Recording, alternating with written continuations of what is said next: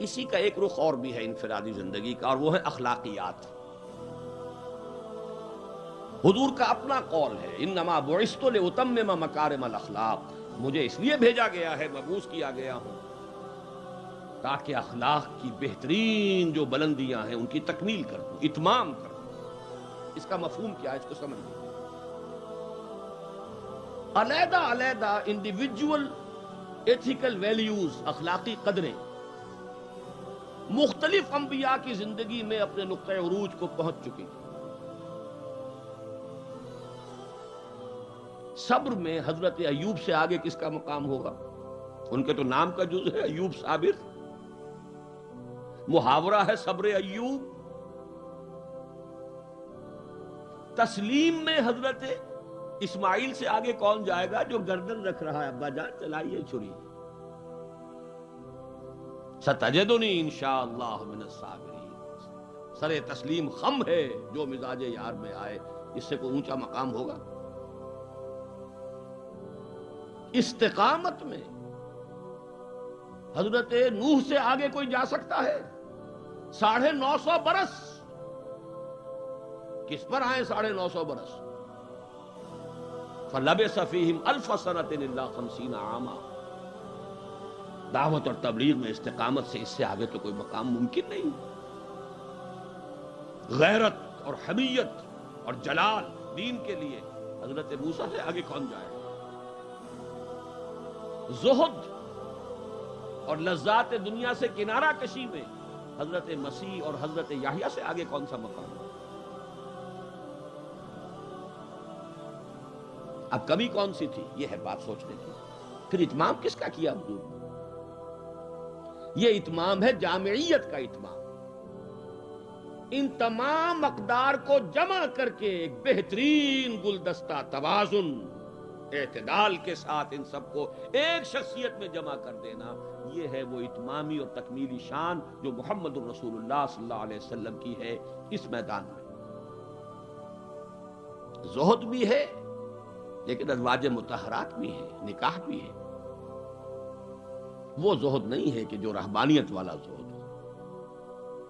حضرت عائشہ کی شہادت ہے کہ حضور بیٹھے ہوتے تھے ہمارے مابین اور پیار اور محبت کی باتیں ہوتی تھی، وہ زاہد خشک کا معاملہ نہیں تھا حضور کا۔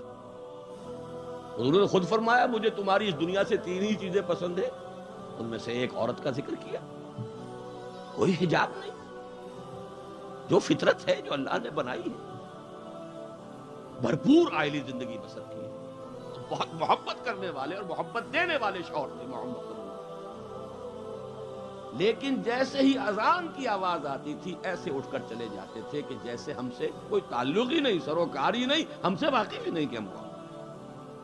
یہ ہے وہ درمیان قار دریا تختہ بندم کردہی بازمی گوئی کے دامن ترمکن ہوشیار باش۔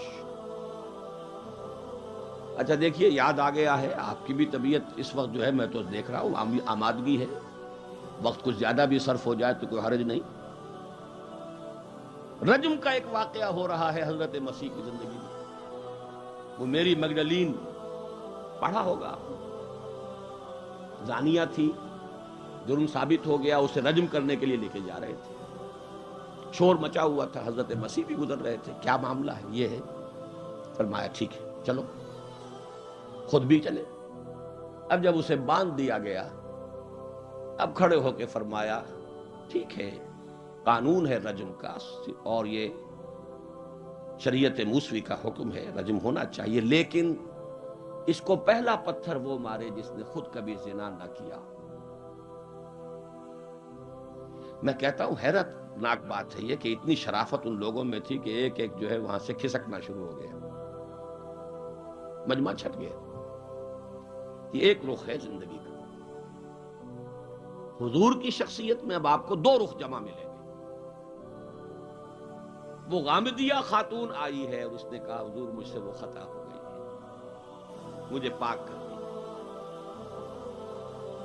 حضور نے پوچھا کہ کہیں کوئی حمل تو نہیں ہے؟ جی حمل بھی ہے۔ تو جاؤ، جرم تمہارا ہے، اس جان کا کیا جرم ہے جو تمہارے پیٹ میں وضع حمل کے بعد آنا۔ اب آئی ہے وہ وضع حمل کے بعد، بچہ گود میں ہے، حضور وہ مرحلہ طے ہو گیا، اب مجھے پاک کر دیجئے، رجم کر دیجئے۔ میں پاک ہو جاؤں، دنیا کی سزا میں بھگت لوں گی، آخرت میں اللہ مجھے بچائے۔ فرمایا ابھی تو اس بچے کی زندگی تمہارے ساتھ وابستہ ہے، لاؤ دودھ پلاؤ۔ کچھ دنوں کے بعد پھر آئی ہے، بچے کے ہاتھ میں روٹی کا ٹکڑا ہے، کھا رہا ہے۔ فرمایا ہاں اب ٹھیک ہے، لے جاؤ اس کو رجم کر دو، اللہ کا حکم ہے۔ لا تاخذکم رافت فی دین اللہ ولا تاخذکم بہما رافت فی دین اللہ، اللہ کا حکم ہے، کرنا ہوگا، چاہے اپنے سینے پر پتھر رکھنا پڑے، رجم کرنا ہوگا۔ لیکن جب رجم ہو گیا ہے اور وہ خاتون جو ہے ان کا انتقال ہو گیا، کسی کی زبان سے نکل گیا کتنی بے حیا عورت تھی، حضور نے ڈانٹ دیا، نہیں، اس عورت نے وہ توبہ کی ہے کہ اگر تمام مدینے والوں پر تقسیم کر دی جائے تو سب کی نجات کا ذریعہ بن جائے۔ یہ توازن ہے، حکم رب کا نفاذ بھی ہے، اس میں اپنی ذاتی شفقت کو آڑے نہیں آنے دینا، لیکن یہ نہیں ہے کہ اس سے کوئی سوء ظن ہو۔ مریض سے دشمنی نہیں ہوتی، مرض سے دشمنی ہوتی، مریض سے تو ہمدردی ہوتی، اور اس نے تو وہ توبہ کی ہے۔ بہرحال انفرادی سطح پر میں نے ایک تو عرض کیا کہ اسوہ محمدی کی جامعیت کبریٰ، نمبر 2 اخلاقی میدان میں تکمیل، یعنی تمام جتنی اخلاقی اقدار ہیں بلند اور اعلیٰ، ان کا مجموعہ حسین گلدستہ، جس میں ہر شے اپنے اپنے مقام پر صحیح توازن اور اعتدال کے ساتھ ہے، یہ ہے خاص معاملہ محمد الرسول اللہ صلی اللہ علیہ وسلم۔ دوسرا اسوہ حضور کا وہ میں بیان کر چکا، ایک ماڈل پیش کر دیا، نوع انسانی کے لیے ایک ماڈل، وہ نظام قائم کیا، کس نے کیا؟ محمد الرسول اللہ نے کیا صلی اللہ علیہ وسلم۔ اگرچہ یہ نوٹ کر لیجئے کہ اس ماڈل کا جو اصل ہے دور، وہ ہے دور فاروقی، یہاں بھی کہیں آپ یہ نہ کہیں توہین کر رہا، دور نبوی نہیں ہے اس کا ماڈل۔ کیوں؟ حضور کی حیات طیبہ میں تو ابھی انقلابی عمل جاری تھا، ریولوشنری پروسیس تھا اپنے پورے جوبن کے اوپر، نظام قائم ہوا اور آپ کا انتقال ہو گیا، بلکہ آپ نے خود چوز کیا ہے۔ اللہم فی الرفیق الاعلی، اے اللہ بس میرا کام پورا ہو گیا، اب میں مزید یہاں رہنے کو تیار نہیں، خود خطبہ دیا آپ نے۔ بلکہ اسے اگر سوء ادب نہ سمجھا جائے تو میرے دل میں تو ایک بات ہے کہ اگر حضور کے قدموں میں اللہ نے پہنچا دیا میدان قیامت میں یا عالم آخرت میں، تو شکوہ کروں گا کہ حضور آپ نے جلدی کی۔ ابھی جو عرب ایمان لائے تھے یدخلون فی دین اللہ افواجا، ابھی ان کی کچھ اور تربیت آپ فرماتے، کچھ اور دن آپ دنیا میں قیام فرماتے۔ چوائس ہوتا ہے نبی کا، یہ تو حضور کی حدیث ہے۔ انبیاء کا معاملہ خاص ہے کہ جب وقت آ جاتا ہے اس وقت انہیں چوائس دے دیا جاتا ہے، ابھی مزید رہنا چاہتے ہیں تو رہیے، اور اگر واپس آنا چاہتے ہیں تو ٹھیک ہے، آپ کا وہ وقت جو ہے وہ ہو چکا۔ اسی پر تو حضور نے فرمایا تھا مرض وفات میں جب ذرا سا وقفہ ہوا ہے اور افاقہ ہوا ہے، حضرت ابوبکر نماز پڑھا رہے تھے مسجد نبوی میں، اور حضور پھر اپنے اس افاقے کی وجہ سے حضرت علی اور حضرت عباس رضی اللہ تعالی عنہما کے کندھوں پر اپنا ایک ایک ہاتھ دست مبارک رکھ کر مسجد میں تشریف لائے۔ حضرت ابوبکر ہٹنے لگے پیچھے، جب آپ امامت فرمایا آپ نے اشارے سے کہا نہیں تم امامت کرو۔ حضرت ابوبکر کے پہلو میں بیٹھ گئے، کھڑے نہیں رہ سکے۔ اب آپ نماز پڑھ رہے تھے، حضرت ابوبکر آپ کی اقتدا کر رہے تھے، اور باقی پوری جماعت حضرت ابوبکر کی اقتدا کر رہی تھی۔ یہ خاص نماز ہے، یہ ایک ہی نماز ہے بس جو اس رنگ میں پڑھی گئی۔ اس نماز کے بعد آپ نے خطبہ دیا۔ اللہ نے اپنے ایک بندے کو یہ اختیار دیا ہے، چاہے وہ دنیا میں رہے اور چاہے وہ واپس آ جائے، بندے نے اللہ کی طرف لوٹنے کو قبول کر لیا۔ حضرت ابوبکر رو پڑے، باقی صحابہ نہیں سمجھے کہ یہ تو ایک خاص بات کہی جا رہی ہے، کسی اور کی حکایت ہے، کیا ہے۔ حضرت ابوبکر رو پڑے، سمجھ گئے کہ معاملہ کیا ہے۔ اب آپ نے فیصلہ کر لیا برادر۔ بہرحال میں یہ عرض کر رہا تھا کہ حضور کی حیات طیبہ بہت گمبھیر انقلابی عمل ہے جو اس کے اندر چھایا ہوا ہے۔ اس میں پھر ابھی اس نظام کی برکات جو ہیں وہ نمایاں نہیں ہے، موجود ہیں، نمایاں نہیں ہے۔ اسی طرح حضرت ابوبکر کے کل 2.25 سال، اور وہ بھی جس انقلاب کی تکمیل حضور نے کر دی تھی، اس کے خلاف جو کاؤنٹر ریولوشنری موومنٹس اٹھی ہیں ان کو کرم کرنے میں سارا وقت صرف ہو گیا۔ مسیلمہ کذاب اٹھ کھڑا ہوا ہے، فلاں جو ہے یہ نبیہ بن کر دعوے دار بن کر کھڑی ہو گئی ہے، اس نبی اور نبیہ کا نکاح بھی ہو گیا ہے، ایک طوفان۔ منکرین زکوٰۃ کھڑے ہو گئے ہیں، اور شاید آپ نے کبھی نوٹ نہ کیا ہو، نوٹ کر لیجئے، یہ سورت تو آپ پڑھتے ہی ہیں، اذا جاء نصر اللہ والفتح ورأیت الناس يدخلون فی دین اللہ افواجا، لیکن یہ کہ اس کی ایک برعکس تصویر بھی ہے، وہ دیکھ لیجئے کہ حضور کے انتقال کے بعد وہ جو فوج در فوج آئے تھے، فوج در فوج نکل بھی گئے تھے، یخرجون من دین اللہ افواجا، اور دارالاسلام جو ہے وہ صرف مدینے تک محدود ہو کر رہ گیا تھا۔ حضرت ابوبکر کی فضیلت جو ہے در حقیقت اسی سے ظاہر ہوتی ہے، with an iron fist and with an iron will، جس طرح آپ نے مقابلہ کیا اور کرش کر دیا ہے ان تمام جو بھی قوتیں اٹھی۔ حضرت عمر تک گھبرا رہے ہیں، مشورہ دے رہے ہیں کہ دیکھیے ایک دم 3 محاذ نہ کھول لیجیے، حالات بڑے خراب ہیں، بڑے نازک ہیں، آپ نہ تو جیش اسامہ کو روک رہے ہیں، ٹھیک ہے آپ کا کہنا ہے کہ جس لشکر کا علم جو ہے حضور نے عطا کر دیا ہو، میں کیسے اس لشکر کو روکوں؟ پھر آپ مدعیان نبوت کے خلاف بھی لشکر بھیج رہے ہیں، وہ بھی سمجھ میں آتا ہے، وہ تو کافر ہو گئے، مرتد ہو گئے، لازماً ان کے خلاف تو جہاد کرنا ہے، لیکن کم سے کم ان زکوٰۃ کا انکار کرنے والوں کے معاملے میں سوچئے، نرمی کیجئے، تیسرا محاذ نہ کھولیے۔ انہوں نے نہ کسی نئے نبی کی دعوت کو قبول کیا ہے، نہ وہ ابھی نماز کا انکار کر رہے ہیں، بلکہ زکوٰۃ بھی یہ نہیں کہتے کہ ہم نہیں دیں گے، صرف یہ کہتے ہیں کہ ہم حکومت کو نہیں دیں گے، تو تھوڑی سی نرمی کیجئے۔ حضرت عمر کو ڈانٹ پلائی ہے حضرت ابوبکر نے، اے عمر تم دور جاہلیت میں تو بڑے سخت تھے اور بڑے ہمت والے تھے، اسلام میں آ کر کمزور ہو گئے۔ اور پھر وہ تاریخی الفاظ کہے ہیں، ایبدل الدین وانا حی، کیا دین کے اندر ترمیم ہوگی جبکہ میں ابھی زندہ ہوں؟ میری زندگی میں دین میں ترمیم نہیں، خدا کی قسم اگر کسی اور نے میرے ساتھ نہ دیا تنہا جاؤں گا اور ان مانعین زکوٰۃ سے جہاد کروں گا۔ یہ آئرن ول اور آئرن فسٹ، ابو بکر رقیق القلب نحیف الجثہ انسان۔ لہذا اس 2.25 سال میں بھی اصل جو برکات ہیں ان کا ظہور نہیں ہو پا رہا۔ اصل میں جسے انگریزی میں آپ کہتے ہیں للی ان بلوم، یہ گلاب کا پھول پوری طرح کھل کر جو سامنے آیا ہے وہ دور فاروقی ہے رضی اللہ تعالی عنہ، اس کی وہ شانیں ہیں۔ وہ سفیر کا واقعہ سنا چکا ہوں، حریت کا معاملہ دیکھیے کہ سعد ابن ابی وقاص کے بارے میں پرچہ نویس نے اطلاع دی ہے ایران سے، گورنر ہے ایران کے حضرت سعد ابن وقاص، اور گورنر اس لیے ہے کہ خود فاتح ایران ہیں، یہ ریوڑیوں کی طرح بٹی ہوئی گورنریاں نہیں ہیں کہ اس کو دے دو اس کو دے دو، جس کو چاہو دے دو، خود فاتح ایران سعد ابن ابی وقاص۔ اور آدمی کون ہے وہ؟ ایک ہی انسان ہے جس کے بارے میں حضور نے فرمایا اے سعد تم پر میرے ماں باپ قربان۔ غزوہ احد میں جب نرغہ کیا ہے کفار نے اور حضور کو شہید کرنے کے لیے سرتوڑ کوشش کی ہے، اس وقت تیر اندازی کر رہے تھے حضرت سعد ابن ابی وقاص رضی اللہ تعالیٰ یکی از عشرہ مبشرہ۔ اس وقت حضور نے کہا تھا تیر چلائے جاؤ اے سعد، تم پر میرے ماں باپ قربان۔ وہ سعد ہیں کہ پرچہ نویس نے اطلاع دی ہے کہ سعد نے اپنے گھر کے باہر ایک ڈیوڑی بنا لی ہے، دربان کھڑا کر دیا ہے، حضرت بلال کو بھیجا ہے، خط میں ڈانٹ دی ہے، لیکن بلال کو حکم تھا کہ پہلے جا کر ڈیوڑی کو آگ لگا دینا پھر یہ خط دینا سعد کو۔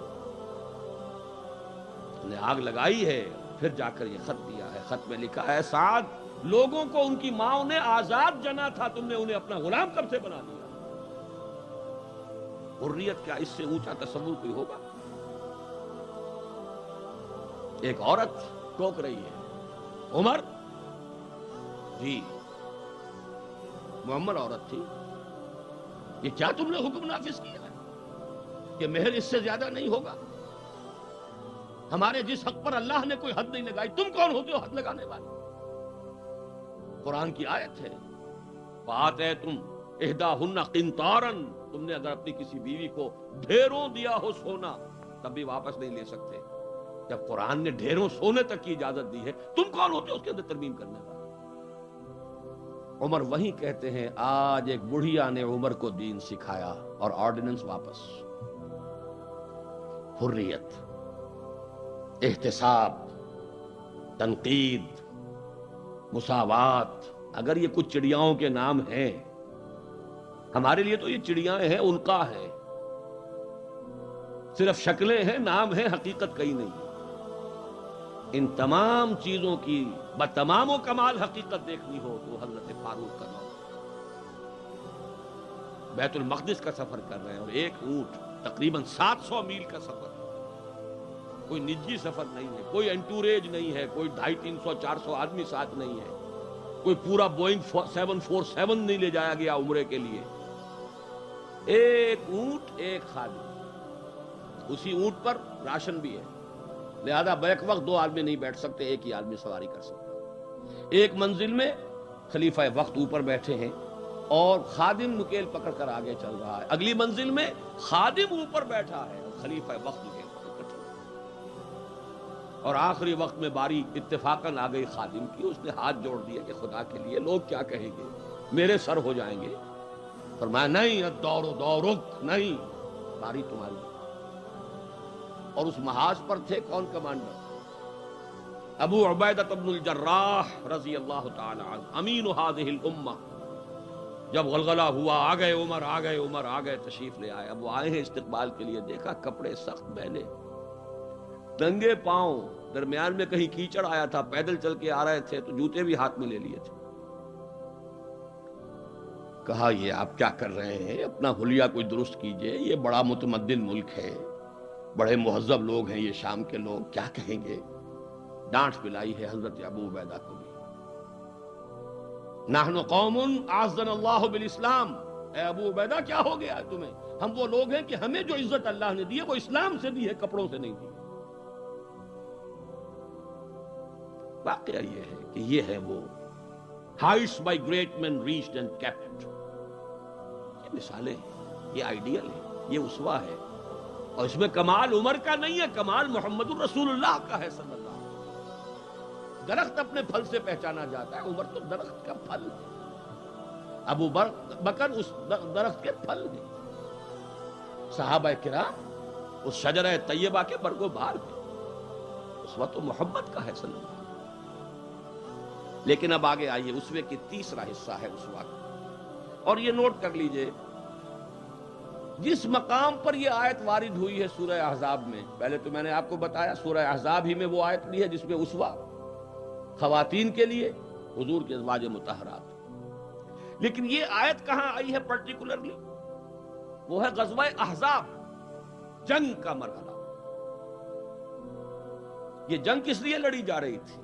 غلبہ دین کے لیے، لِیُظْهِرَهُ عَلَى الدِّینِ كُلِّهِ۔ چھاپڑا صاحب سے آپ نے وہ سورہ صف کی آیات سن لی ہیں، کاش کہ وہ ایک آیت اور شامل کر دیتے اس سے پہلے، اس لیے کہ اس وقت کا جو دنیا کا نقشہ ہے وہ اس آیت میں، یریدون لیطفئوا نور اللہ بافواہہم، یہ چاہتے ہیں کہ اللہ کے نور کو، اللہ کے اس نور کو اپنی منہ کی پھونکوں سے بجھا دیں، واللہ متم نورہ ولو کرہ الکافرون، اور اللہ تو اپنے نور کا اتمام فرما کر رہے گا چاہے کافروں کو کتنا ہی ناگوار ہو۔ هو الذی ارسل رسولہ بالہدی ودین الحق لیظہرہ علی الدین کلہ ولو کرہ المشرکون۔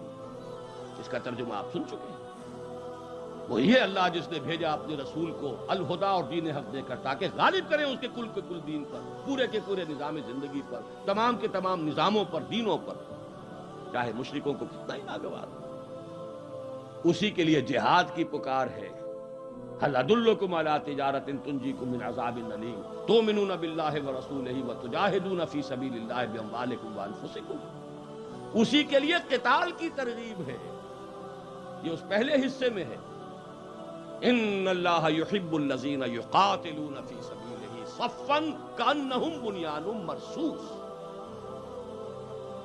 تو حضور کا ایک اسوہ تو پوری نوع انسانی کے لیے ہے، وہ ماڈل جو آپ نے دکھا دیا، قائم کر کے نظام کی ایک مثال دنیا کے سامنے پیش کر دی.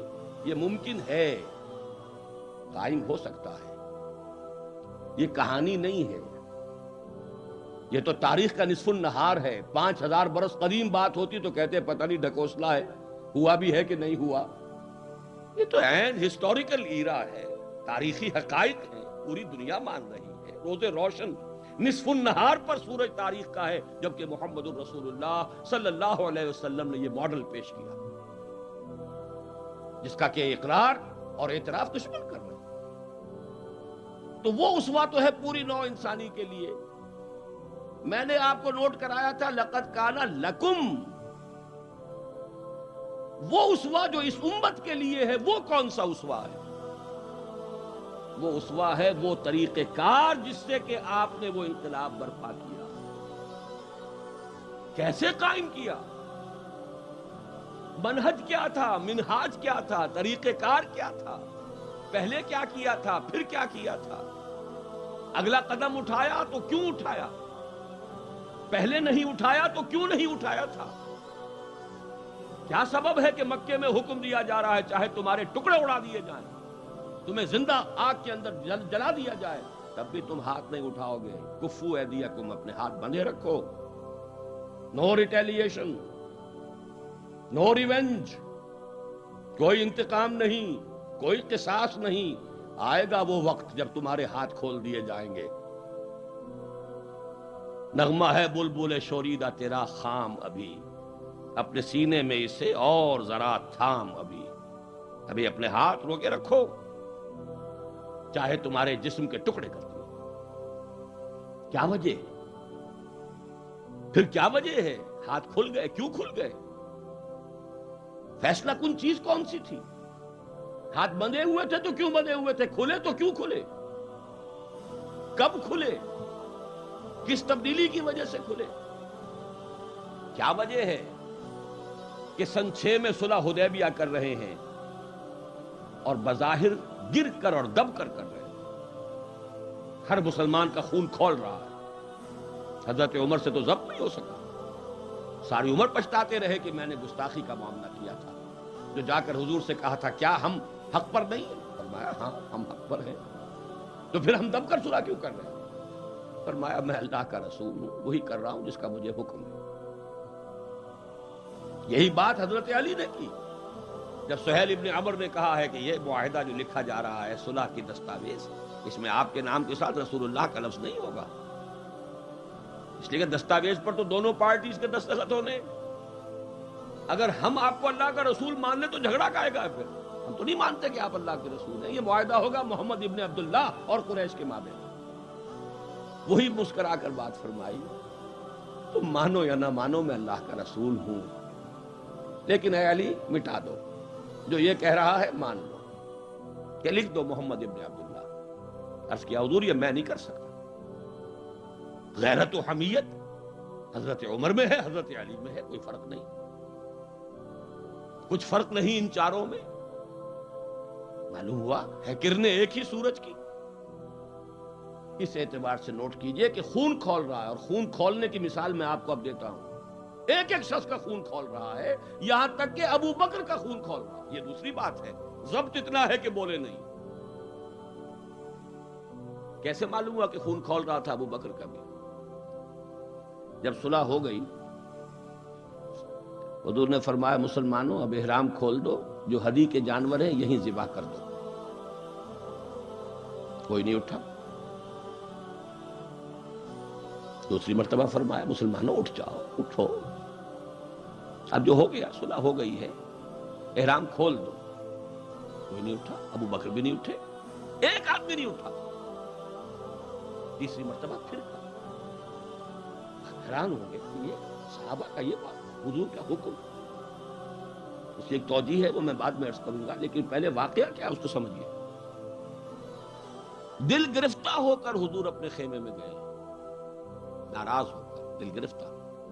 حضرت ام سلمہ تھا ساتھ تھی رضی اللہ تعالی، بڑی مدبر خاتون، بہت مدبر خاتون. جا کر کہا ہے کہ مسلمانوں کا یہ حال ہے سب کا. میں نے 3 مرتبہ کہا ہے، کوئی نہیں اٹھ رہا. حضرت ام سلمہ نے مشورہ دیا، حضور آپ کسی سے کچھ کہیے نہیں، اپنا احرام کھول دیجئے، قربانی دیجئے۔ اب آئے ہیں، آ کر اپنا احرام کھول دیا، قربان، اب سب اٹھ گئے، سب نے قربانیاں دے دی۔ میرے ذہن میں اس کی تعویل یہ ہے کہ لوگ منتظر تھے، اسے کہا جاتا ہے فلسفے میں حالت منتظرہ، پتہ نہیں حضور ہمارا امتحان تو نہیں لے رہے، یہ احرام کیسے کھول دیں بغیر عمرہ کیے؟ یہ کوئی اللہ اور اس کے رسول کی طرف سے ہماری غیرت و حمیت کا امتحان تو نہیں ہے؟ اس سسپینس میں تھے، جب دیکھا کہ حضور نے تو کھول دیا احرام، قربانی دے دی، اب گویا کہ کوئی شک اور شبہ کی بات نہیں رہی کہ یہی منشاء نبوت ہے، یہی حکم ہے، لہذا کوئی ایک بھی نہیں تھا کہ جو پیچھے رہ گیا۔ لیکن میری گفتگو اس وقت اس مرحلے پر تھی کہ قابل توجہ ہے یہ بات، 2 سال قبل سن 6 میں حضور صلی اللہ علیہ وسلم بظاہر گر کر دب کر صلح کر رہے ہیں، اور 2 سال کے بعد قریش کا سردار آ کر ابو سفیان خوش آمدیں کر رہے ہیں، اس لیے میں ادب کا سے نام دوں گا کہ ایمان لے آئے بعد میں، صحابی ہے، خدا کے لیے ہماری طرف سے خطا ہوئی ہے، ہمارے ایک قبیلے نے، ہمارے حلیف قبیلے نے صلح کو توڑا ہے، رینیو کر دیجئے، دوبارہ وہ ٹریٹی ہو جائے، دوبارہ معاہدہ۔ حضور نہیں سن رہے، سفارشیں کرا رہے ہیں، حضرت علی سے کرا رہے ہیں، فلاں سے کرا رہے ہیں، خدا کے لیے سفارش کرو، منواؤ۔ ابو سفیان بڑے مدبر انسان، انہیں پتا تھا اب ہمارے اندر طاقت نہیں ہے، اب ہم مقابلہ نہیں کر سکتے محمد کا۔ 2 برس جو حضور کو مل گئے، اس میں جو آپ نے پھر اپنی دعوت اور جو تنظیم اور تربیت کے مراحل جس تیزی کے ساتھ آگے بڑھائے، خیبر فتح کر لیا، اتنی بڑی فتح، صلح حدیبیہ کے فوراً بعد، جب اندرون ملک عرب کوئی اندیشہ نہیں رہا، سیدھے آپ نے تیر کی طرح رخ کیا خیبر کا، اور وہ گڑھ اور قلعہ جو ہے یہود کا، اس کو پاش پاش کر دیا۔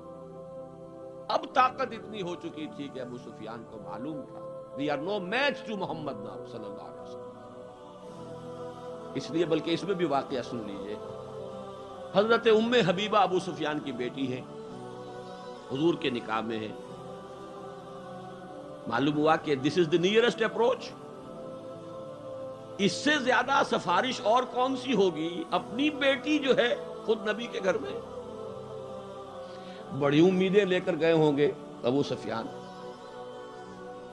حضرت ام حبیبہ کے حجرے میں جب گئے، چارپائی پر بیٹھنے لگے تھے، انہوں نے کہا ابا جان ذرا ٹھہریے، بستر بچھا ہوا تھا اس کو طے کر دیا کہ اب بیٹھیے۔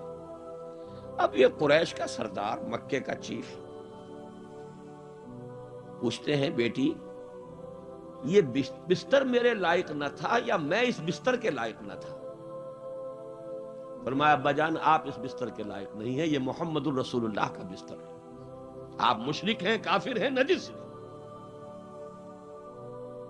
تو میں یہ کہا کرتا ہوں کہ کیا ان کو خیال رہا ہوگا کہ اب کیا سفارش کے لیے اس بیٹی سے کہے جن کا معاملہ، جس کا طرز عمل یہ ہے۔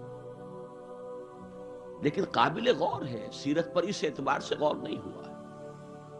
اول تو سیرت کے جلسوں میں تو یہ باتیں ہوتی ہی نہیں ہے، تو پتہ نہیں آپ کیسے سن رہے ہیں بیٹھ کر، ورنہ تو زلفوں کی بات ہونی چاہیے، کالی کملی کی بات ہونی چاہیے، سایہ تھا یا نہیں تھا یہ بحث ہونی چاہیے، نور تھے کہ بشر تھے اس پر ہونی چاہیے دھواں دھار تقریر۔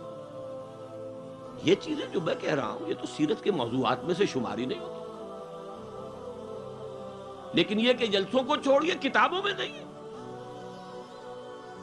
جس کو میں کہہ رہا ہوں فلسفی آف دی سیرہ، یہ سیرت کا فلسفہ ہے، ایک سیرت ہے، جیسے آپ کو معلوم ہے ایک تاریخ ہے، ایک تاریخ کا فلسفہ ہے، ہسٹری اینڈ فلسفی of history, they are 2 different subjects. History میں واقعات آئیں گے، یہ ہوا یہ ہوا یہ ہوا یہ ہوا، فلسفہ بحث کرتا ہے انڈر کرنٹس کیا تھے، اسباب کیا تھے، کوئی جیتا تو کیوں جیتا، کوئی ہارا تو کیوں ہارا، rise and decline of Roman empire, rise ہوئی تو کیوں ہوئی، ڈکلائن ہوا تو کیوں ہوا، فلسفہ اس کا نام۔ تو فلسفہ سیرت یہ ہے کہ وہ جو منہج انقلاب ہے اس کے مراحل کیا ہے سیرت النبی، ورنہ تو ان چیزوں کو تضادات کہا جائے گا۔ کیا یہ تضاد نہیں ہے جس کو ٹوائنبی نے ایک جملے کے اندر بڑا زہر میں بجھا ہوا جملہ ہے، لیکن آپ کو معلوم ہے اس دور کا سب سے بڑا فلسفی تاریخ کا ایک جملے میں کاٹ کر دی ہے سیرت کی. محمد failed as a prophet but succeeded as a statesman. نقل کفر نہ باشد. محمد ایک نبی کی حیثیت سے تو ناکام ہو گئے، ایک مدبر اور سیاستدان کی حیثیت سے کامیاب ہوئے. اس لیے کہ مکے والا محمد جو ہے صلی اللہ علیہ وسلم وہ تو نبی نظر آ رہا ہے. دعوت، تبلیغ، گلی گلی، کوچے کوچے، پتھر کھا کر بھی دعائیں دے رہے ہیں، گالیاں کھا کر بھی. گالیاں کھا کے بے مزہ نہ ہوا. یہ سارا طرز عمل نبیوں کا یہی طرز عمل ہوتا ہے. مسیح کا یہی تھا، یحییٰ کا یہی تھا. لیکن وہاں تو ناکام ہو گئے. کامیاب تو مدینے میں ہوئے. مدینے والا تو شہ سوار ہے، مدینے والے جو ہے وہ تو سپہ سالار ہے، مدینے والا جو ہے وہ تو سیاستدان ہے، ڈپلومیٹ ہے. اگر برا سنس نکال دیں ڈپلومیٹ کے لفظ سے، سیاستدان، مدبر. محمد failed as a prophet, succeeded as a statesman. اور یہی در حقیقت منٹگومری واٹ نے اسی جملے کی شرح لکھی ہے 2 والیومز میں. Muhammad at Mecca, Muhammad at Medina. Contrast دکھانے کے لیے کہ مکے والا محمد اور ہے، مدینے والا محمد اور ہے صلی اللہ علیہ وسلم. وَفِدَاهُ آبَاؤُنَا وَأُمَّهَاتُنَا. اور ان کو بلایا گیا تھا سیرت کانفرنس میں، مرکزی سیرت کانفرنس، اس لیے کہ اس نے محمد ایٹ مدینہ میں واقعہ یہ ہے کہ کوئی لفظ چھوڑا نہیں تعریف والا جو نہ کر دیا حضور کا. دور اندیشی، معاملہ فہمی، تدبر، فراست، انسان شناسی، موقع شناسی. ایک مدبر اور سیاستدان کے لیے جتنے بھی الفاظ ہو سکتے ہیں تعریف کے وہ سب استعمال. لیکن یہ سٹل جو ان کا ذہن، جو ان کا وار ہے، اس کو سمجھنا آسان کام نہیں ہوتا. یہ 2 والیومز میں یہ تضاد دکھایا. اب اس تضاد کو کیسے ریزالو کریں گے؟ در حقیقت یہ ایک انقلابی پروسیس کے مدارج ہیں، مراحل ہیں. ان کی صحیح پہچان اگر ہوگی تو وہ کام ہو سکے گا جو محمد عربی نے 1400 برس قبل کیا. یہ نہیں ہوگا اور آپ دنیا کے مروج طریقوں سے چاہیں گے کہ وہ انقلاب برپا ہو جائے جو محمد نے برپا کیا تھا صلی اللہ علیہ وسلم، تو یہ خیال است و محال است و جن انہونی بات. اب دیکھیے میری گفتگو کو، آج کے انسان کی سب سے بڑی ضرورت ایک جسٹ سوشل آرڈر. اس لیے کہ اب انسان جا رہا ہے ورلڈ آرڈر پر، جو اگر انجسٹ ہوا تو ہر انسان جو ہے اس کے شکنجے میں جکڑا جائے. اس کا ماڈل محمد دے چکے 1400 برس قبل صلی اللہ علیہ وسلم. لیکن اسے تو ابھی قائم کرنا پڑے گا نا. کتابوں میں لکھا ہوا ماڈل کوئی نہیں مانے گا. You need a living model, زندہ ماڈل. جیسا کہ میں نے آپ کو بتایا کہ وسط ایشیا کی ریاستوں میں ہر جگہ یہ پکار ہے، ہمیں ماڈل چاہیے.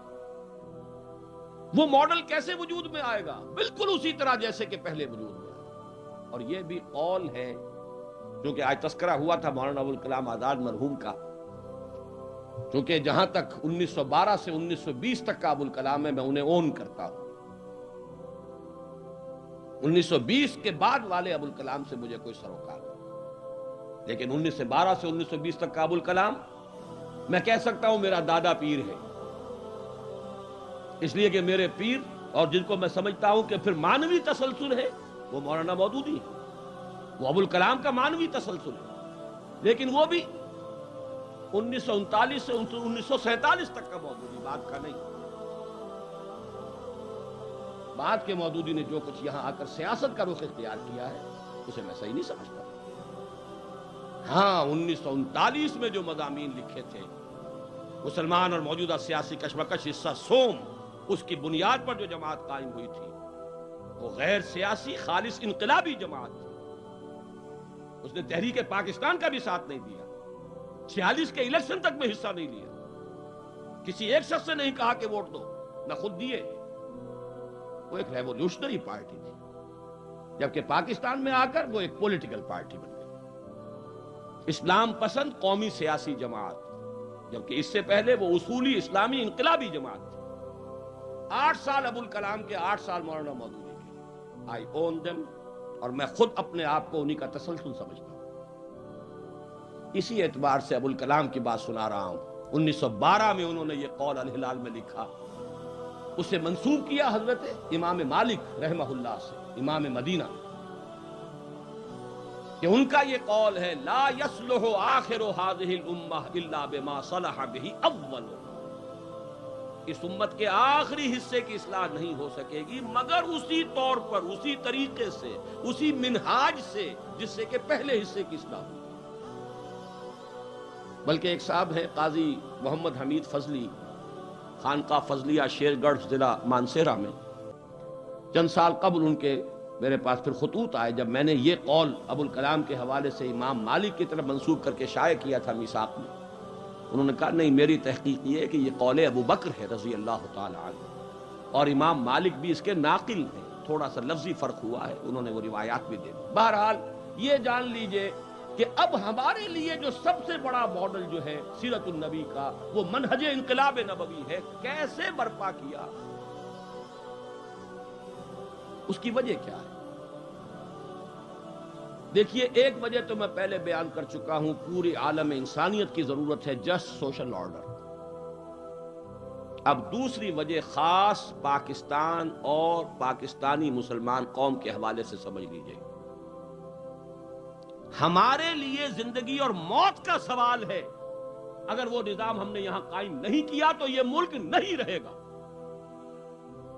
دیکھنا ان بستیوں کو تم کے ویراں ہو گئی، تمہارے یہ محل اجڑ جائیں. نہیں کہا جا سکتا کوئی جنا پور بنے یا سندھو دیش بنے اور پنجاب پر سکھوں کی حکومت دوبارہ آ جائے، جو انگریزوں نے سکھوں سے لی تھی پنجاب کی حکومت، اور سرحد کا علاقہ جائے ادھر پختونستان کے ساتھ. سوویت یونین جیسے ڈس اپیئر ہو چکی ہے دنیا کے نقشے سے، ایسے پاکستان کا وجود، پاکستان کا نام ڈس اپیئر ہو، اس لیے کہ کوئی اس کے لیے جواز نہیں ہے باقی رہنے. میں نے پوری تفصیل کے ساتھ آج سے 5 6 7 سال قبل جو مضامین لکھے تھے، اخبار میں بھی چھپے، اور پھر استحکام پاکستان کے نام سے کتاب ہے. کوئی شخص، میں چیلنج کرتا ہوں کہ ثابت کرے کہ اس میں کوئی غلطی ہے. اس ملک کا کوئی جواز نہیں ہے، کوئی شے اس کو سہارا دینے والی نہیں، کوئی نسلی قومیت اس کو، قومی عصبیت جو ہے اس کو ایک نہیں رکھ سکتی. قومی عصبیتیں ہوں گی یہ پھٹ جائے. کوئی ایک لسانی عصبیت اس کو قائم رکھنے والی نہیں ہے. لسانی عصبیت آئے گی ٹوٹ جائے. پھر آپ صرف اگر یہ کہیں کہ صرف ایک وطنی قومیت اس کو سہارا دے دے، ناممکن. اس لیے کہ وطنی قومیت کی تو نفی پر آپ نے یہ ملک بنایا تھا. کانگریس سے جھگڑا کیا تھا؟ کانگریس کا موقف یہ تھا کہ ہندوستان میں بسنے والے ہندو، مسلمان، پارسی، سکھ، عیسائی سب ایک قوم ہے. ہم نے کہا نہیں، ہماری قومیت کی بنیاد مذہب پر ہے. اپنی ملت پر قیاس اقوام مغرب سے نہ کر، خاص ہے ترکیب میں قوم رسول ہاشم. اور اس دور میں میں اور ہے جام اور ہے جم اور، ساقی نے بنا کی روش لطف و ستم اور، تہذیب کے آزر نے ترشوائے صنم اور، مسلم نے بھی تعمیر کیا اپنا حرم اور، ان تازہ خداؤں میں بڑا سب سے وطن ہے، جو پیرہن اس کا ہے وہ مذہب کا کفن ہے. مصور پاکستان تو یہ کہہ رہے ہیں. بہرحال پوری تفصیل پڑھی ہے استحکام پاکستان میں. تو ہمارے لیے تو یہ لائف اینڈ ڈیتھ ایشو ہے. اگر یہ نہ ہوا، 2 لخت تو ہو چکا. وہ تو ہوئے بھی 20 برس ہو چکے، 22 برس ہو چکے، 21 برس ہو چکے. نوٹ کر لیجئے، جس منزل کی طرف پیش قدمی میں ہم نے 25 برس گزار دیے تھے قمری حساب سے، شمسی حساب سے 24.25 برس تھے، اگست 47 سے اور دسمبر 71 تک. قمری حساب سے 25 برس. اللہ نے کوارٹر آف اے سینچری کی مہلت دی اور پھر وہ کوڑا پیٹ کے اوپر مارا. 93,000 کڑیل جوان، عام سپاہی سے لے کر کپتانوں اور لفٹینوں اور میجروں اور کرنیلوں اور جرنیلوں اور ٹائیگر سمیت اس ہندو کے قیدی بنے جس پر کہ 800 برس یا 1000 برس یا کم سے کم 600 برس آپ نے حکومت کی تھی. بنے کہ نہیں بنے؟ اور بھیڑوں بکریوں کی طریقے سے انہیں ٹرکوں میں لاد کر مدھیہ پردیش، کہاں بنگلہ دیش اور کہاں مدھیہ پردیش، ان ٹرکوں میں گئے کہ نہیں گئے؟ بدترین کوڑا تھا عذاب کا. یاد ماضی عذاب ہے یار، اب چھین لے مجھ سے حافظہ میرا. بھول جانے میں عافیت ہے، ورنہ رات کی نیند حرام ہو جائے اس سے زیادہ سخت کوڑا پیٹھ پر برسے گا. لہذا ہمارے لیے یہ معاملہ ایک تو ہے نوع انسانی کی بھلائی کے لیے، جسٹ ورلڈ آرڈر کے لیے ہم بھی اسی کا جز ہے. اگر ایک عالمی سطح پر ایک منصفانہ نظام قائم ہو جائے گا ہم بھی بہرہ اندوز ہوں گے، ہمیں بھی فائدہ پہنچے گا. ظالمانہ نظام آ جائے گا ہمارا خون یہاں سے چوسا جائے گا. چینلز بنے ہوئے ہیں، لیکن ہمارا تو قومی وجود، ہمارے ملک کا وجود اس کے ساتھ ہے کہ یہاں پر وہ اسلام آئے. تو اصل مسئلہ ہے آئے کیسے؟ ہمارے لیے سیرت النبی کی سب سے بڑی رہنمائی منہج انقلاب نبوی ہے. اس کی وجہ کیا ہے کہ ایسا نہیں ہے کہ یہاں کام ہو نہیں رہا. میرے نزدیک صرف یہ ہے کہ مختلف طبقات، کوئی کسی پہلو سے منہج نبوی سے ہٹ گیا ہے، کوئی کسی پہلو سے منہج نبوی سے ہٹا ہوا ہے. اور جب تک یہ سب کے سب نہیں آ جائیں گے اس مرکز کے گرد، اسی میں آ کے جمع نہیں ہو جائیں گے، یہ منزل سر نہیں ہوگی. ہمارے سامنے ماڈل ہے، یا تو الیکشن کا ماڈل ہے، اس سے کوئی تبدیلیاں آ جاتی ہیں، یا پھر ٹیررسٹ ایکٹیویٹی ہے، کوئی گوریلا جنگ ہے، کوئی سیبوٹاج ایکٹیویٹیز ہے. دنیا میں یہی کچھ ہوتا. آخر آزادی حاصل کی تھی الجزائر والوں نے، کیسے کی تھی؟ یا اور دنیا کے اندر تبدیلیاں آتی ہیں. آج کشمیر میں مسلمان کیا کر رہا ہے؟ یہ کیوں کر رہا ہے اس طور سے؟ اس لیے کر رہا ہے کہ اس کے سوا کوئی ماڈل سامنے ہے ہی نہیں. کنٹمپریری ماڈلز تو یہی ہے، ہم عصر ماڈلز یہی ہیں. یا پھر مشنری ورک کا ماڈل موجود ہے. عیسائی مشنریز کہاں سے کہاں تک پھیلے ہوئے، کتنا لمبا چوڑا نظام ہے. ہم ان ماڈلز کی پیروی کر رہے ہیں. کوئی ہم میں سے مشنری ماڈل کو لے کر چل رہا ہے نیک نیتی سے، خلوص سے. گھروں سے باہر نکلتے ہیں، راتیں باہر گزارتے ہیں، اپنا بستر اٹھایا ہوا ہے کندھے پر اور گاؤں گاؤں جا رہے ہیں. یہ کوئی مشقت نہیں ہے؟ کیا اس میں قربانی نہیں ہے؟ ماڈل کون سا ہے یہ؟ اسی طریقے سے جو لوگ الیکشن کے لیے محنتیں کرتے ہیں، بھاگ دوڑ کرتے ہیں، لوگوں کی جا کر بھیک مانگتے ہیں، لوگوں سے کنوینسنگ کرتے ہیں، پیسے خرچ کرتے ہیں، تو کیا محنت اور مشقت نہیں ہو رہی ہے؟ پھر جو لوگ، فرض کیجئے، ابھی تو وہ مرحلہ ہمارے ہاں آیا نہیں ہے، اگرچہ اس کا اندیشہ موجود ہے اب، کہ فرض کیجئے کچھ لوگ مایوس اور بددل ہو کر اب ہتھیار اٹھا لیں، تو وہ ماڈل بھی موجود ہے. لیکن میں آپ سے عرض کرنا چاہتا ہوں، مجھے حضور کا ایک جملہ یاد آ رہا ہے. بڑے پیارے الفاظ ہیں، بڑے پیارے الفاظ. اس لیے کہ ایک عربوں میں ایک بدعت رائج ہو گئی تھی، نسی کا قاعدہ. قریش یہ کرتے تھے کہ جو حرام مہینے تھے جن میں جنگ حرام تھی، وہ اپنی مرضی سے آگے پیچھے کر لیتے تھے. جب ان کا جی چاہا جنگ کرنی ہے اور مہینہ وہ ہے محترم مہینہ، وہ کہتے ہیں اچھا اگلا اس سال جو ہے یہ 2 مہینے بعد ہوں گے. ان کا راج تھا، پروہت تھے، پورے عرب کے پروہت وہی، سارے بت وہیں رکھے ہوئے 360. تو حضور نے پھر جب حجۃ الوداع کا خطبہ دیا تو اسی میں سورہ توبہ میں وہ آیات ہیں کہ نسی کا قاعدہ جو ہے آج سے منسوخ ہو رہا ہے. اور کچھ ایسی شکل بن گئی تھی اللہ کی طرف سے کہ ان دنوں میں حقیقت کے اعتبار سے بھی جو اصل مہینہ تھا ذو الحج کا، اسی میں وہ حج ہوا ہے. یہ سارے نسی، مطلب ایک دفعہ نسی کر کے 2 مہینے ہٹایا، پھر آگے 2 مہینے اور ہٹا دیا، ہوتے ہوتے اس سال حجۃ الوداع میں بالکل صحیح جگہ پر وہ اشہر حرم تھے اور انہی کے اندر صحیح تاریخوں میں حج ہوا ہے. اس کے لیے الفاظ ہیں استدار الزمان، استدار الزمان کہیئتہ یوم خلق اللہ السماوات والارض. آج جب کہ یہ نسی کا قاعدہ منسوخ کیا جا رہا ہے تا قیام قیامت ہمیشہ کے لیے، زمانہ یعنی کیلنڈر اسی جگہ پر آ چکا ہے جس جگہ پر کہ اللہ نے اس کو پیدا کیا تھا جبکہ آسمان اور زمین کی تخلیق فرمائی. گویا کہ ہٹا ہوا تھا، یہ اپنے مرکز سے، اپنے محور سے، اپنے اصل ٹائم ٹیبل سے ہٹا ہوا تھا. آج یہ زمانہ ٹھیک وہیں آ گیا ہے.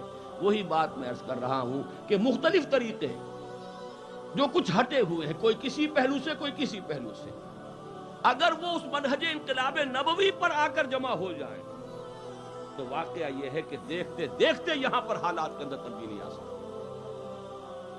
اس اعتبار سے میرے نزدیک موجودہ حالات میں سیرت النبی کی اہم ترین رہنمائی منہج انقلاب نبوی ہے۔ دیکھیے میں آپ کو تجزیہ کر کے بھی بتا دوں، میں نام تو نہیں لینا چاہتا جماعتوں کے، ایک بہت بڑی تحریک ہمارے ہاں ہے، میں سمجھتا ہوں کہ والیوم کے اعتبار سے شاید ایسی کوئی تحریک دنیا میں اس سے پہلے کبھی وجود میں آئی ہی نہیں۔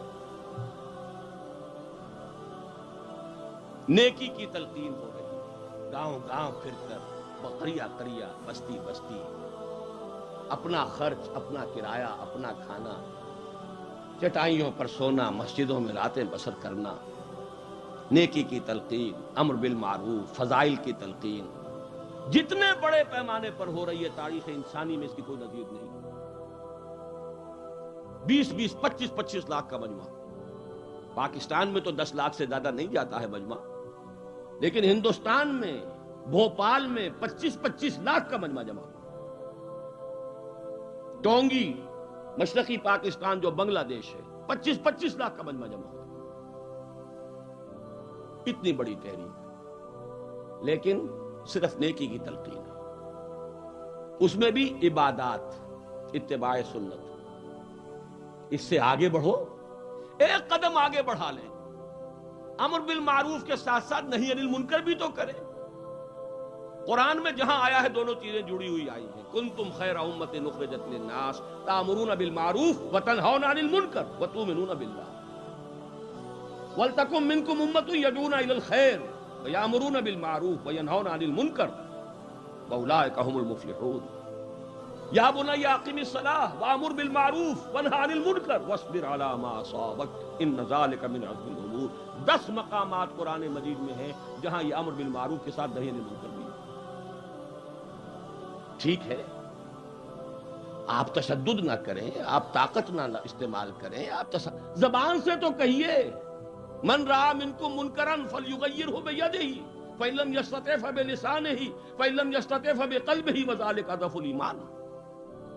تم میں سے کوئی شخص بدی کو دیکھے، برائی کو دیکھے، اس کا فرض ہے کہ اپنے ہاتھ سے طاقت سے روکے، اگر اس کی طاقت نہ رکھتا ہو زبان سے تو روکے، اس کی بھی ہمت نہ ہو تو دل میں نفرت تو رکھے۔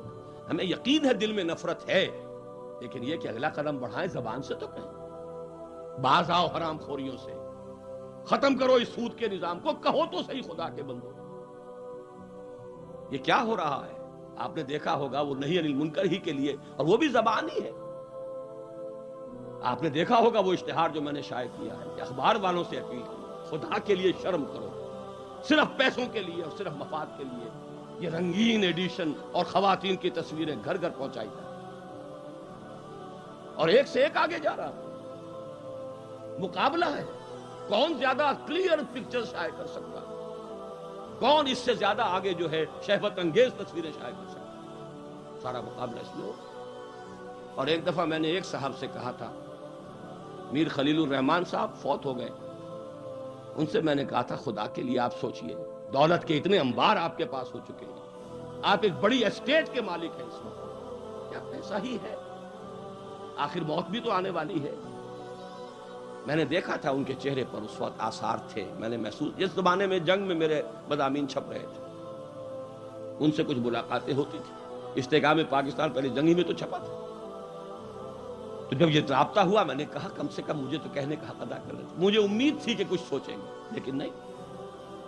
مجید نظامی صاحب سے بات کی، انہوں نے کہا میں کیا کروں جب تک کہ سب نہ کریں، اور ایک بڑی دکھ کی بات انہوں نے کہی، یہ بات کسی اور نے نہیں کہی، انہوں نے کہا کسی خبر میں کسی سیاسی جماعت کے خلاف اگر کوئی ایسا مضمون یا کوئی ایسی خبر شائع ہو جائے کسی اخبار میں جو انہیں پسند نہ ہو تو توڑ پھوڑ کر جو ہے تہس نہس کر دیتے ہیں۔ آج تک کسی نے اس موضوع پر کوئی مظاہرہ بھی کیا؟ یہ مجید نظامی صاحب کا قول ہے، یہ آج سے کئی سال پہلے کی بات ہے۔ میں نے اب اشتہار شائع کیا ہے، وہ بھی بعض اخبارات تو اسے شائع بھی کرنے کو تیار نہیں تھے، پیسے لے کر بھی شائع کرنے کو تیار۔ بہرحال وہ جو طاقت ہے، تقوی، تدین، تعداد بہت بڑی ہے، کاش اللہ تعالیٰ کی قدرت سے تو کچھ بعید نہیں نا۔ اللہ ان کے دلوں کو کھول دے، اللہ ان کو آگے ایک قدم بڑھانے کی توفیق دے دے۔ طاقت بہت بڑی ہے، ہیومن پوٹینشل بہت بڑا ہے، لیکن ایک قدم آگے بڑھو۔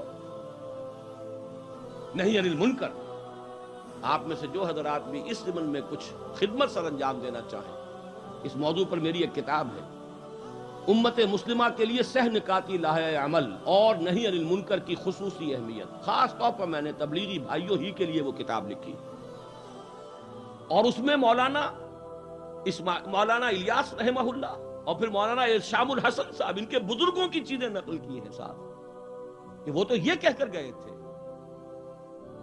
بہرحال جیسا کہ میں نے عرض کیا، طاقت تو ہے، بلکہ مجھے ایک حدیث کے الفاظ یاد آ رہے ہیں کہ جب رمضان مبارک آ جاتا ہے تو جو اس کی برکتیں ہیں اس کو حضور نے یوں فرمایا کہ ندا کی جاتی ہے، یا باغی الخیر اقبل یا باغی الشر ادبر، اے خیر کا طلب کرنے والا اب آگے بڑھ، کمر کس لے، ہمت کس لے، اس لیے کہ یہ تو خیر کا، نیکی کا، تقوی کا، روحانیت کا موسم بہار ہے، لوٹ لو جتنا لوٹ سکو، آگے بڑھو، اور اے شر کے طالب پیچھے ہٹ جا، کچھ کم کر، کچھ شرم کر کے، یہ رمضان کا مہینہ، یا باغی الخیر اقبل یا باغی الشر ادبر۔ یا جیسے حضور کا ایک قول ہے، ایک رات آپ نے جب گشت کیا، حضرت ابوبکر کے مکان کے پاس سے گزرے، وہ تہجد پڑھ رہے تھے، رات کی نماز، لیکن قرآن بڑے آہستہ آہستہ، بہت ہی خفیف آواز میں۔ حضرت عمر کے پاس سے گزرے، وہ بڑے جاہو جلال کے ساتھ تلاوت کر رہے تھے، قرات کر۔ صبح ملاقات ہوئی، حضور نے فرمایا کہ ابوبکر تمہارے پاس سے میں گزرا، تم بہت مدھم آواز میں پڑھ رہے تھے۔ عرض کیا حضور میں اسے سنا رہا تھا جو سنتا ہے، جس کو زور سے سنانے کی ضرورت نہیں۔ بڑا عارفانہ جملہ ہے۔ حضرت عمر سے پوچھا بھئی تمہارا کیا معاملہ، تم بڑے بلند آواز سے پڑھ؟ فرمایا، عرض کیا کہ میں شیطان کو بھگا رہا تھا۔ دونوں باتیں صحیح ہے، ایک جلالی مزاج ہے، ایک جمالی مزاج ہے۔ حضور نے فرمایا ابوبکر تم ذرا اپنی آواز تھوڑی سی اونچی کرو، اور اے عمر تم ذرا اپنی آواز تھوڑی سی نیچے، اعتدال والی بات پہ، اعتدال والے مقام پر دونوں آئے۔ اسی پر میں عرض کر رہا ہوں کہ ایک بڑی طاقت ہے وہ ایک قدم آگے بڑھے، اور اس کے لیے جن کی بھی خواہش ہو، اور تبلیغی جماعت کے جن اگر اکابر تک پہنچا سکیں، یا ان کے جو بھی ذمہ دار ہیں، سوچنے سمجھنے والے لوگ ہیں، انہیں وہ کتاب پہنچائیے۔ یہ آپ کا ایک جہاد ہوگا، آپ کی ایک کوشش ہوگی، کیا پتا کس وقت کس کا دل جو ہے اللہ تعالیٰ کھول دے، اور کسی ایسے اہم آدمی کا دل کھول دے کہ جس کا ایک دل جو ہے وہ لاکھوں کے دلوں کو کھولنے کا ذریعہ بن جائے، اور آپ اس کا ذریعہ بن جائے۔ دوسری قوتیں ہمارے ہاں، میں سب کو جمع کر رہا ہوں، جینرک ٹرم جو کبھی وہ شیخ رشید صاحب نے ڈرگز کے لیے استعمال کی تھی۔ ایک وہ جماعتیں ہیں جو آج تک تو الیکشن ہی کے اوپر دھرنا مار کر بیٹھی رہی ہیں کہ اسی سے اسلام آ جائے گا، انقلاب آ جائے گا، شریعت نافذ ہو جائے گی، یہ ہو جائے گا، اور بات بظاہر اتنی سادہ سی ہے، اکثریت کے ووٹ اگر ہمیں مل جائیں گے، حکومت ہمارے ہاتھ میں آ جائے گی، اور پھر ہم اسے انقلاب برپا کر دیں گے، نظام تبدیل کر دیں گے۔ سو سمپل، حساب بہت ہی عمدہ، لیکن بالکل ثابت ہوا اسی طرح جیسے کہ یہ طے کیا گیا تھا۔ چوہوں نے طے کیا بلی کے گلے میں گھنٹی باندھ دی جائے تو مسئلہ حل ہو جائے گا، but who should bell the cat. وہ 45 برس تو بیت گئے، سن 51 میں پہلا الیکشن ہوا تھا، تو کم سے کم 41 برس تو بیت چکے، چلے چلو کہ وہ منزل ابھی نہیں آئی۔ اس پر مجھے اس وقت کچھ کہنے کی ضرورت نہیں، اس لیے کہ میں یہ دیکھ رہا ہوں کہ اکثر وہ جماعتیں جو اس راستے پر عمل پیرا تھی اب خود مایوس ہو چکے ہیں۔